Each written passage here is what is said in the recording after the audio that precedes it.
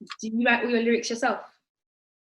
Of course. Of course. No one. Wow, Keys the Prince. Yeah. #1 on iTunes. Wow, try it, man. We'll try it. We welcome you. Thank you very much, man. It's a How are pleasure. you doing? I'm good, man. How are you? Yeah, I'm fine. I can imagine it's a good time to be Keys the Prince right now, in quarantine. Yeah, man. It feels nice, man. It's been a journey, but I feel like I finally got to where I was trying to get to musically. So yeah, I'm in a good space right now. Okay, so tell me first of all the inspiration behind your name. Okay, the inspiration. So keys obviously started from playing keys. That was like an instrument. Yeah. I played the piano. Yeah, I learned when I was at school and stuff. Like that was an instrument I decided to pick up. Mm-hmm. My parents they didn't force me, but they kind of like pushed me in the direction of that you got to learn something musical, because I wanted to learn how to play the drums. Okay. But they were like, you got to learn something that's more musical. So I picked the keys. And then eventually, like, people just started calling me Keys. Like, maybe when I was like 15, 16, that name just kind of started and stuck. So I was Keys for a little bit. And then I started making music, like maybe when I was like 17, 18. Mm-hmm. And then I was still Keys. And then I remember there was another guy called Keys as well. Mm-hmm. So one of my boys came up to me and said, I heard your song, man, it's sick. And he starts playing me the other Keys guy. And I'm like, oh, that's not me. So I had to think of something that would make me like proper different. So I just added the Prince because my grandma calls me Omoba, which in Yoruba means the Prince. So yeah, I was just like, let me add that to the end of my name. And then yeah, we got Keys the Prince. Nice. And then what inspired you to start rapping? Why did you rapping? Yeah. You know what? I've always been a fan of hip hop. Like I fell in love with rap when I was like, maybe like 7. Like I remember watching a Tupac Changes video and it just hit me differently. Like that's the first experience of rap I would say I had. Like watching that song and I was just like, bro, this is emotional. And I was very young and I didn't know why it was emotional. Yeah. But it was just emotional to me. And then yeah, that's where my like love for rap kind of started. And then obviously in school you spit in the playground, people have clashes and stuff like that. But I was never trying to be the front man. Like I always wanted to just be like a producer, the man behind the front guy. Yeah. But then I got to sixth form and everyone was kind of just rapping and I was like, I can do this as well, man. Mm-hmm. So I went home, wrote some bars, spat them to my cousin Tevin, and then he was like, yeah, like he weren't really feeling it. Like, yeah, you know, there was like, nah, yeah, I like the little skippy flow thing you did. And I was like, right, cool. I could immediately tell that he thought it was dead. And I wrote again and I came back. And then when I spat the new one, like everyone in sixth form was like, yo, like, that's hard, that's mad, yeah. And then, yeah, I just started kind of like making songs from there. Like, yeah, that's kind of how it started. And you've been doing it for a while then, because you started then, but you've actually released quite a few music videos. So you've got Kelly, you've got So you've got Winnie, you've got Gone Again. And I've noticed actually with your music videos that, well, from So Blessed, the one in the Hyde Park. Yeah. From Hyde Park and Gone Again, you can kind of tell you're just starting out with the music videos and stuff. Yeah. The trendy hits. Yeah. And the visuals are insane. Thank you, man. And then nothing comes out, and then you've got this fur coat on. So you're very dedicated to your craft, especially the music videos. Yeah. You know what? At the beginning, it's like you have these big ideas, and you don't understand that a lot of it costs a lot of money. So, like I weren't hitting it right at the beginning because I was trying to do too much within like one video, and it just wasn't resonating properly. I feel like Peter Petrelli's when I really got it right. That's when I kind of understood like what it means to have like a visual that can connect with people. Yeah. And kind of like tell a story from like the start to the end without it being like a proper. So Blessed tells a good story as well, though. Yeah, but it's just amateur. You feel me? It's just like it's just basic. But yeah, So Blessed, it's nice, but I don't watch that video. But when you watch when you watch Nothing, you think, yeah, I did my thing. Yeah. You see, when I watch Nothing, it's like I'm comfortable with where I'm at. So Blessed was still quite early on, like figuring myself out. But yeah, I feel like Nothing was the real like proper real deal. What's it called? Yeah, marking point. So yeah. So let's talk about when you were starting out, because you released So Blessed. Was that the first song you released? If memory serves me correctly, you had a couple of maybe an EP out before that? No, nothing. So Blessed. Yeah, So Blessed was the first song. Yeah. So Blessed was the first song. What's your journey been like since then? I've been releasing one song a year, which is really bad. Up until now, up until 2020, I've only been dropping one song a year. So like, but you got traction, because even though you're dropping one song a year, you're on Grind Daily. So yeah. Right? Yeah. So it's like when I was dropping it, I was seeing the impact that one could do. But obviously, one is not enough to get fans. Yeah. So it's like you have to drop multiple. So I was like, all right, cool. Finally, this year, let me drop something that people can actually hold on to, which is like a body of work, a project. But yeah, I was so blessed to start off the journey. I didn't want to drop that song first, but one of my guys was like, yeah, you might as well just start like that, you know, proper soulful vibe. Yeah. I was like, all right, cool. So I dropped So Blessed first. And then I think a year later, I dropped Winning. Yeah. So Blessed. And a year later, I dropped Winning. And then 6 months after that, in the new year, I dropped Peter Petrelli. And then Peter Petrelli is the one where people actually started taking me seriously as like an artist and a rapper.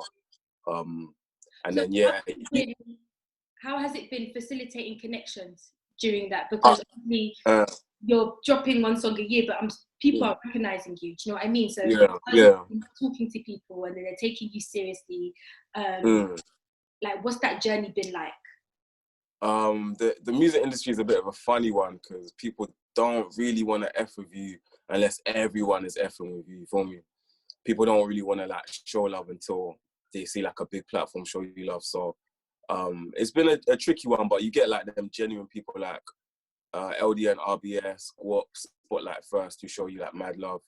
And I feel like live shows was really, really getting me like the right connection. So when I was performing live, people were saying like, oh, rah, like he's different. He's only got like 2 songs out, but there's something special about him. Yeah.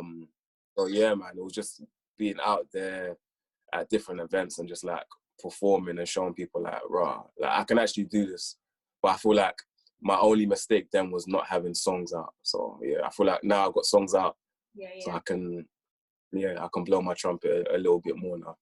And you had your sold out live show last year. Was that the first one? Yeah. Yeah, that was my first one. Yeah.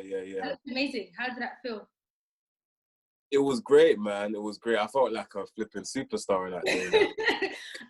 Saw you with your bulletproof vest on. I was like, okay. Yeah, with my Louis Vuitton bulletproof vest.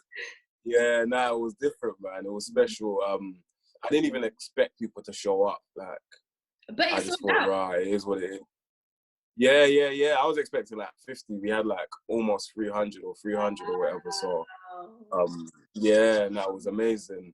And it was good to like perform songs like with a live band, and because I grew up like going to churches with live bands and stuff. So when you're in church and hearing all of that, it's good to put it to like my own music.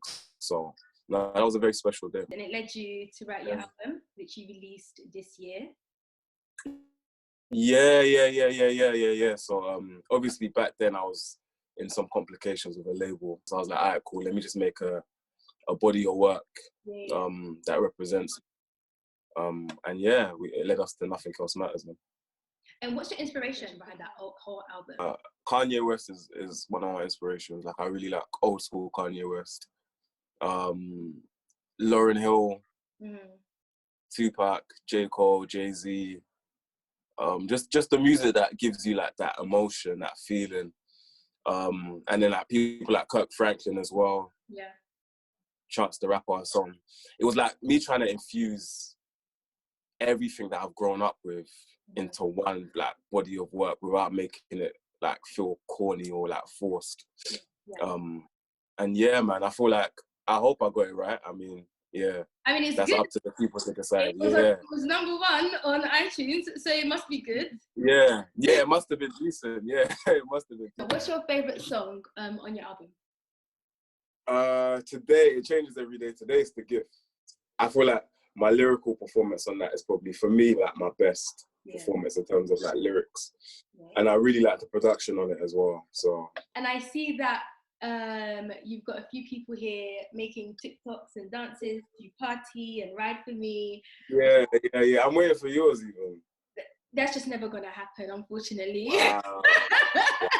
I can vibe to your music in the background. I can't make a TikTok. Damn. That's how it is, yeah. Wow. I see how it is. It's cool. I'm here to support though. Power to the people.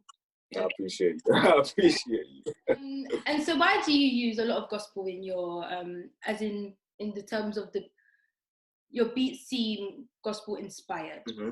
So why? Yeah, definitely. Even though you are inspired by Kirk Franklin, why do you decide to go that route? Why did I decide to do it? I don't know. I feel like it just whenever I hear like gospel music, it gives me like a certain feeling, like it touches my soul. Yeah. Like it doesn't just touch my ears, it touches my soul. So I was like, if I'm gonna do music, I need my music to touch people's souls. Like I ain't just trying to have a song that you move to, but it's not moving you. Like I want my songs to move you, like as a person, like impact you, like your everyday life sort of thing. So I just wanted music that would touch like people beyond just dancing and beyond just having fun. Like let me impact your life. So that's why I kind of go for the gospel sort of song. You have signed, right? What'd you say? You're signed. You have like a manager and everything. No, I'm not signed. I'm independent. Yeah, I've got a manager. Okay. So how has that been? Do you think, because you mentioned that you were with a label beforehand? I was with a label beforehand. Yeah. And now you're independent. Yeah, exactly. So what's been the difference? Why did you decide to go independent instead? I feel like they just couldn't do for me what I would need. Like I feel like I was moving at a fast pace. Yeah. They were a new label, so they couldn't really keep up with me and like my sort of demands and my sort of progression. Yeah. So we kind of just went our separate ways. Obviously, they suggested that we should go our separate ways. So I was like, all right, cool. If that's what it is, it's what it is. But I feel like now I'm in full control of my music, of my brand, of how fast I move, what I release, when I release it. Vision as well.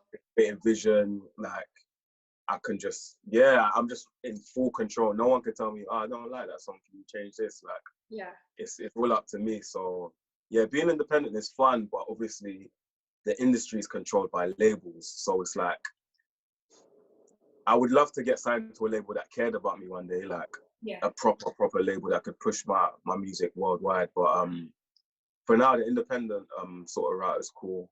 And like, because you're young, you're from London, you're trying to make it big. Like, how are you finding that? It's testing. Let me not lie and be like it's rosy, it's easy. It's hard, man. I wake up some days like, and I'm like, like forget this. Maybe I should just quit, or like, I can't do this today, or I don't want to do this today. But then you have some days where you're on top of the world, and it's like, I'm the greatest artist in the whole world. No one can chat to me.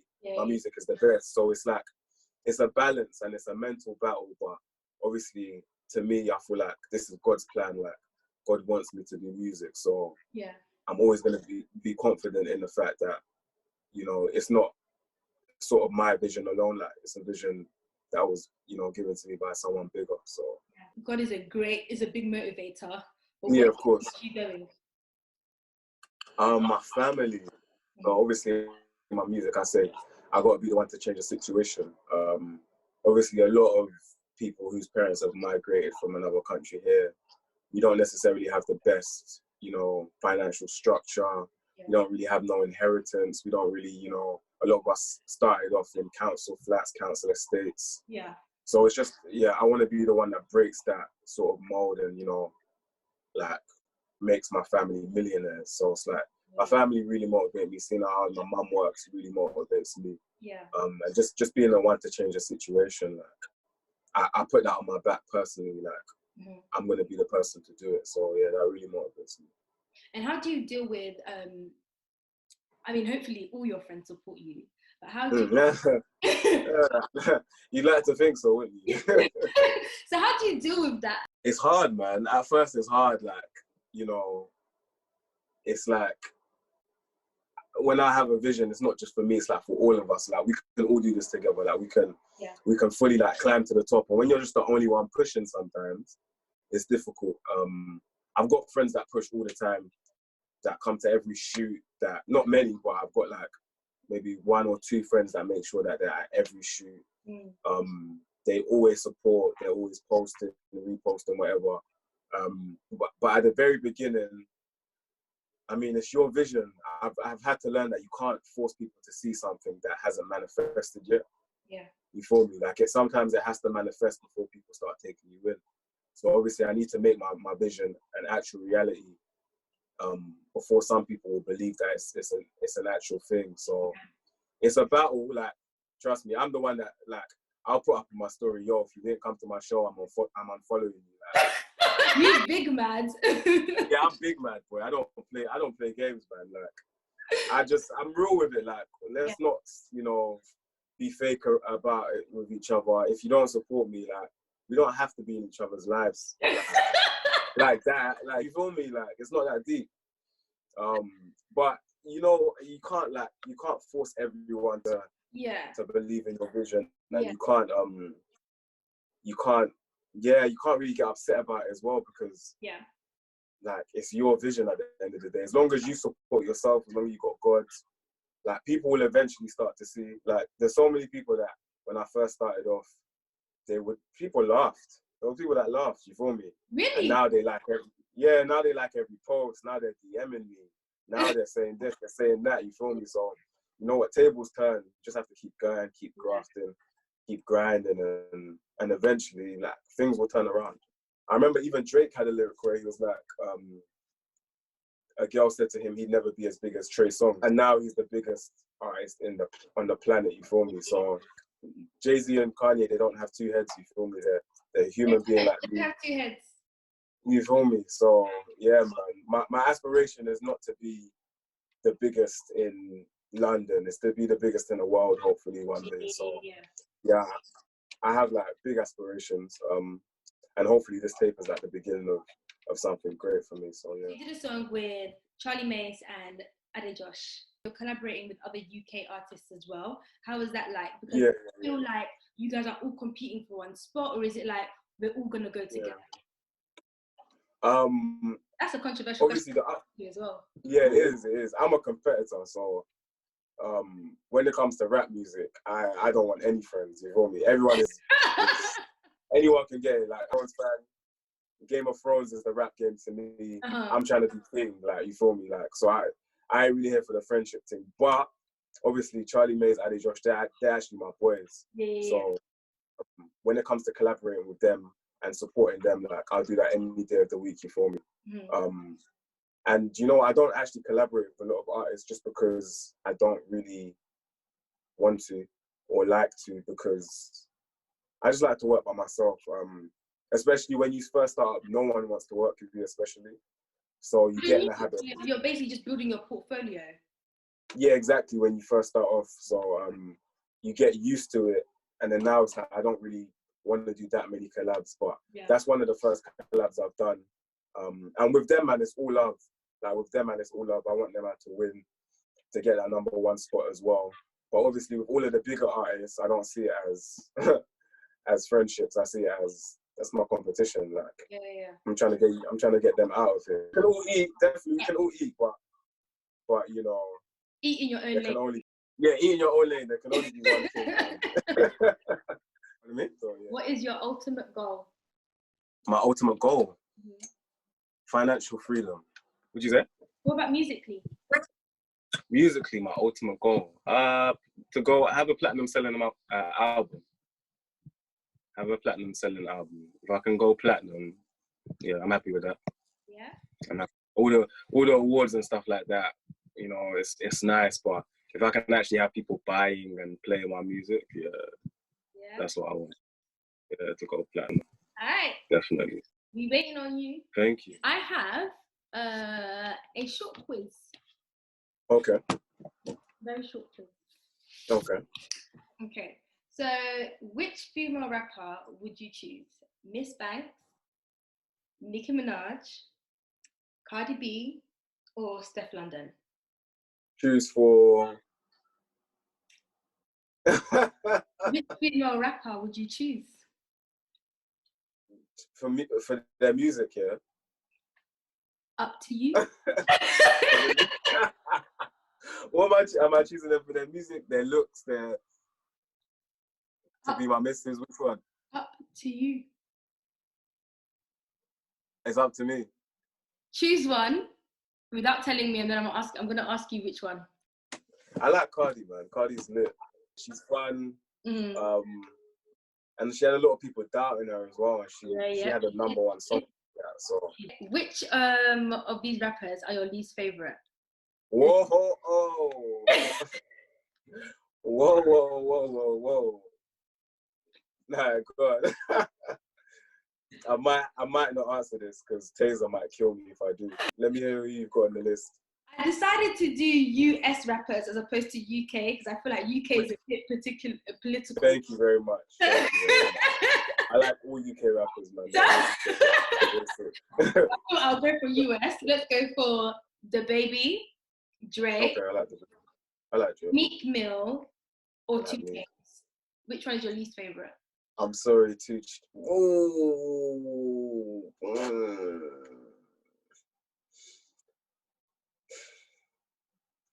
DaBaby's the newest. I really like DaBaby though. I really like DaBaby, but he's the newest. Mm-hmm. So I probably haven't listened to him as much as I've listened to everyone else. So I'd say just because of that, I'd have to say DaBaby. All right. But I really, I F with DaBaby heavy. Like he's cold.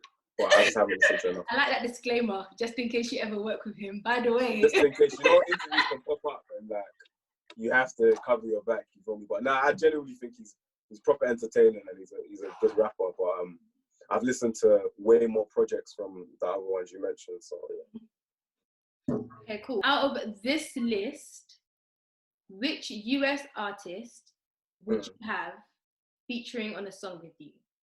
Okay. Rick Ross, Mm-hmm. Meek Mill, Mm-hmm. Jay-Z. I haven't finished. Okay. Go on. My answer's gonna be Jay-Z. My answer's definitely gonna be Jay-Z. Okay. Out of this list, which UK artist would you like featuring on a song with you? Okay. Is J House on the list? Nope. Okay, cool. So you wanted to skip there. I would have been like, if it was anyone, I would have just said J House. So just to make your life easier. So we've got here Krypton Conan. Okay. Stormzy. Okay. Gigs. Kenan. Ooh, that's a hard one. Because I like every single one of those artists. Ooh. Oh, Gigs is so cold as well, man. I think you said Krypton Conan, Stormzy, Gigs, and Kano. Yeah. I think I'd go with Stormzy. Yeah? Yeah, from that list, I think I'd go with Stormzy, yeah. Cool. Yeah.